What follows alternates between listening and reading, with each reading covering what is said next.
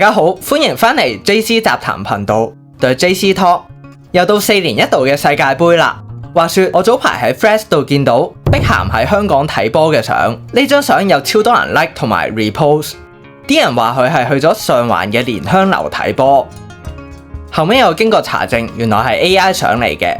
不過今日我就決定帶大家去2026年5月重新開業，位於上環嘅蓮香樓，睇下呢度到底係咪真係可以一路睇波一路食點心，同埋呢度嘅點心種類同埋質素又係點呢？想知值唔值得嚟食，同埋點樣叫法先最抵，就記得睇埋落去啦。如果你都中意睇呢一類型嘅片，就記得 like、comment and share， 最緊要係 subscribe 我 channel 啊！唔知大家有冇聽過蓮香樓呢？佢係香港其中一間最經典同埋歷史最悠久嘅酒樓。香港第一間蓮香樓喺1927年已經係開業㗎啦，到依家已經差唔多有成100年歷史。第一代嘅蓮香樓係喺皇后大道中138號，即係依家中環中心對面嘅位置。其後佢搬過2次鋪，直至1996年就搬到去大家最熟悉嘅威靈頓街舊鋪，一路營運到2026年5月就搬咗去我哋今次嚟位於上環嘅新鋪啦。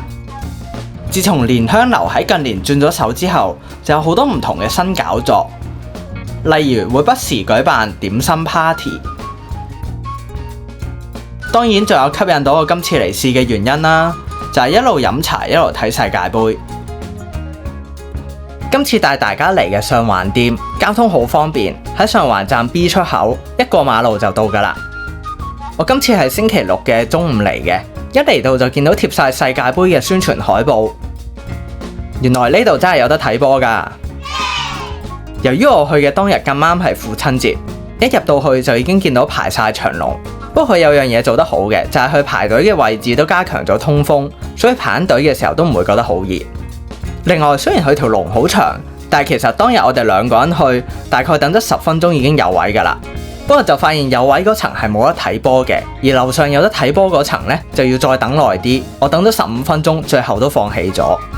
不過我都上咗去上邊有波睇嗰層睇下，感受一下氣氛。個 mon 的確好大嘅，但同時個空間都非常之大，所以我諗要坐近熒幕嘅位置先會睇得清楚。不過氣氛係真係幾好嘅。而我就問過個職員，如果想嚟睇波嘅話可以點？個職員就推介我哋喺 OpenRice 嗰度預先 book 位，然後 request 要坐睇波嗰層。然後佢就話，如果凌晨嘅時候嚟，一般都係唔需要排隊嘅。但係提翻大家，大家千祈唔好 book 錯咗尖沙咀嗰間蓮香樓，聽聞嗰度個 mon 係好細嘅。喺度睇咗一陣，我就落翻去我個位嗰度食嘢啦。呢度保留咗以前蓮香樓嘅傳統。首先一大張台係要同唔同嘅人搭台嘅，另外呢度叫點心呢係要出去睇下有咩啱食，然後再俾張紙點心姐姐剔嘅。雖然佢都有個 menu 寫晒價錢同埋款式，不過主要都係出去揀點心。如果你真係有樣嘢好想食，而出邊又冇嘅話呢，你都可以叫服務員幫手嘅。哇！睇下呢度啲點心，全部都熱辣辣出晒煙咁，仲見到啲師傅現場喺度整點心，睇樣好似真係好好食咁。第一轉我哋就拎咗山竹牛肉球、灌湯餃同埋班蘭椰汁糕，喼質同埋醋係要自己落嘅，咁無可避免個樽都會有少少污糟。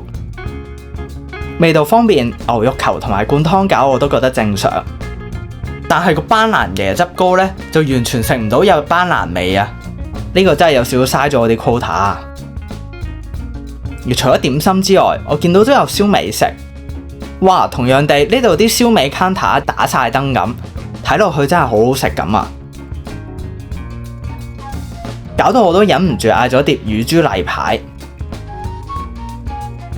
一嚟到就覺得佢份量都幾細，雖然個皮就燒得好脆，但係失望嘅係佢真係太凍啦。其實食燒味都唔使熱辣辣，但係如果佢 keep 到有少少溫度嘅話呢，就會最好啦。所以我都唔會推介大家去叫佢嘅乳豬。咁啱我同一台人就有人嗌咗個燒味拼盤，而呢個拼盤呢，下邊就有個蠟燭興住嘅，咁可能會好少少啦。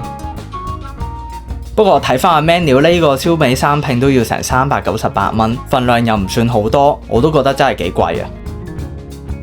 咁食完個乳豬雖然有少少失望，但我都出去揀多轉點心，我就冇揀到最 popular 嘅蝦餃燒賣，而係揀咗呢個類似帶子蝦餃嘅點心，菜苗餃同埋蝦多士。帶子蝦餃嘅賣相好靚，食落去主要係蝦膠，如果多啲蝦肉就會更加好食啦。菜苗餃都幾足料，我覺得 OK 嘅。而呢個蝦多士呢，我就覺得真係太油啦，但係佢都整得幾脆，不過食完就覺得好滯啦。最後我哋就揀咗2款甜品，分別係呢個椰皇燕窩燉鮮奶，仲有雪耳木瓜蓮子燉雪梨。呢度寫住椰皇燕窩燉鮮奶係呢度嘅人氣款式，我個人都覺得幾好食，唔算好甜，椰香幾出。不過啲燕窩質素呢，我就真係覺得麻麻地啦。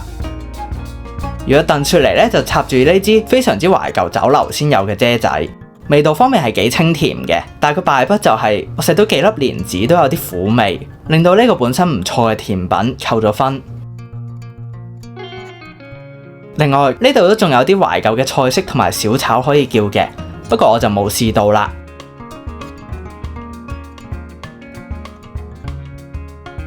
介紹埋呢度嘅特色先，其實除咗可以喺出邊 counter 嗌點心之外呢度都仲有沿用點心車噶。然後其中就有一啲好吸引嘅甜品車，有好耐冇見過嘅蛋散、牛雜、豬雜等等，即係每次出去攞嘢食都好有驚喜噶。個感覺有少少似食緊不斷轉款嘅 buffet 咁，個氣氛係好好。跟住就去埋單啦。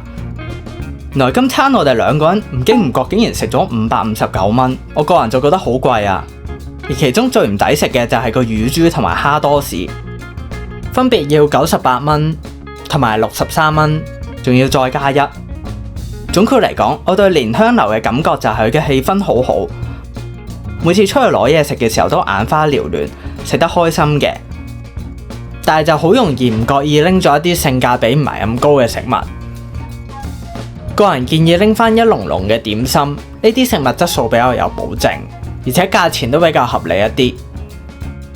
至於其他白色碟嗰啲小食或者燒味，我今次就覺得唔係幾值得食啦。